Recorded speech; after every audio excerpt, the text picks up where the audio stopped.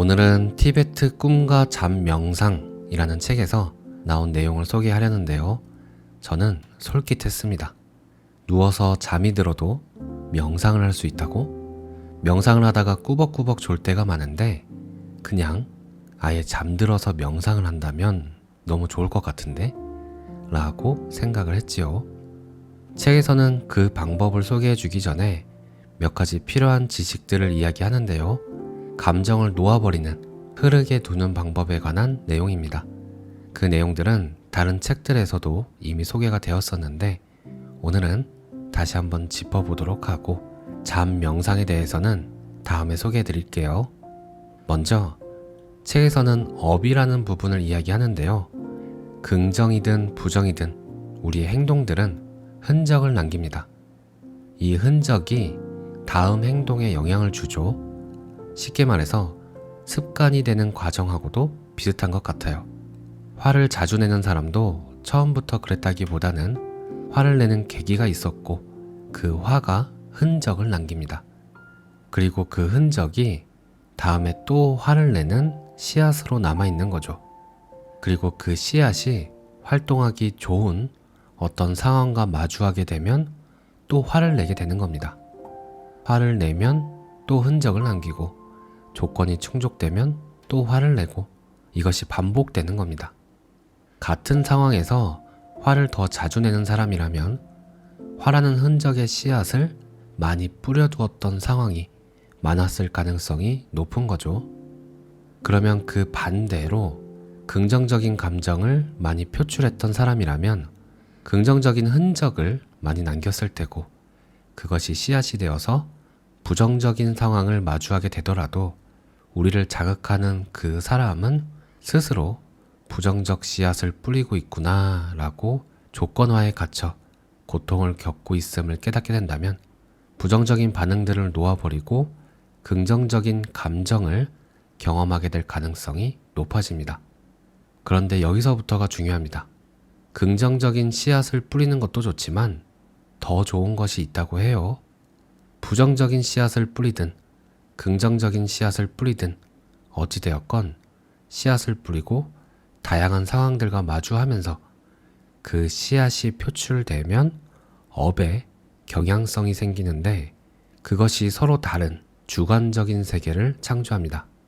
모든 업의 흔적들은 나라고 하는 나만의 독특한 정체성에 한정되게끔 작용하게 합니다. 쉽게 예를 들자면 착한 나, 자비로운 나, 똑똑한 나, 봉사를 열심히 하는 나, 남을 도울 줄 아는 선한 나, 풍요로운 나 이런 식으로 정체성을 만들어서 그 정체성이라는 틀 안에 나를 가두게 됩니다. 물론 선하고 지혜롭고 자비롭고 똑똑한 것이 나쁘다고 이야기하는 것은 아닙니다. 제가 자식을 낳는다면 긍정적인 씨앗을 뿌려서 긍정적인 경험들을 많이 했으면 좋겠다는 마음이 당연히 있겠죠. 하지만 지금부터 이야기하는 부분은 제가 경험하고 싶은 그 다음 단계입니다. 모든 조건화로부터 자유로워지는 거죠. 그와 관련된 책 일부를 읽어볼게요. 당신은 어째서 긍정적인 업을 만드는 것보다 감정을 해방하는 것이 더 낫냐고 물을 수 있다. 그 답은 모든 업의 흔적은 우리를 제약하며 특정한 정체성에 한정되게끔 작용하기 때문이다. 수행의 목표는 모든 조건화로부터 해방되는 것이다. 그렇다고 한번 해방된 사람에게는 자비 같은 긍정적인 특성들이 나타나지 않는다는 건 아니다. 그것들은 나타난다. 그러나 우리가 더 이상 업의 경향성에 휩쓸리지 않게 될 때 우리는 어떤 방향으로 밀고 당겨지기보다는 우리의 상황을 보다 명확하게 볼 수 있으며 더 자연스럽고 적절하게 반응할 수 있다. 물론 긍정적 업의 경향성에서 생겨난 상대적 자비심은 매우 좋은 것이지만 그보다 더 좋은 것은 업의 조건화에서 해방된 개인에게서 어떠한 노력 없이도 완전하게 생겨난 절대적 자비심이다.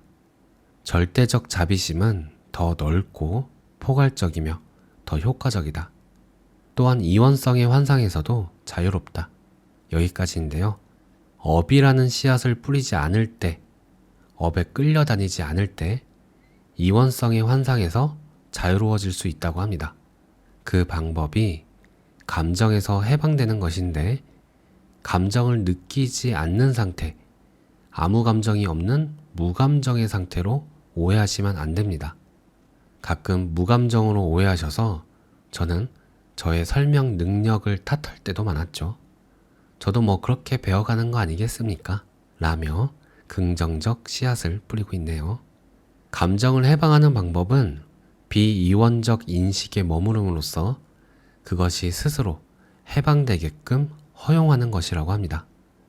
이게 무슨 말이냐면 우리의 감정, 생각, 어떤 신체적 감각이나 특정한 행동을 하고 싶다는 충동이 일어나죠. 이때 우리 안의 흔적들, 뿌려두었던 업의 씨앗이 표출됩니다. 단순하게 생각해 볼 때 이 씨앗이 표출될 때 흔적을 남기지 않으면, 이 표현이 맞는지 모르겠지만 업의 순환고리를 끊어버릴 수 있는 거죠. 이렇게 흔적을 남기지 않는 것이 감정이 스스로 일어났다가 자연스럽게 흘러가도록 허용하는 겁니다.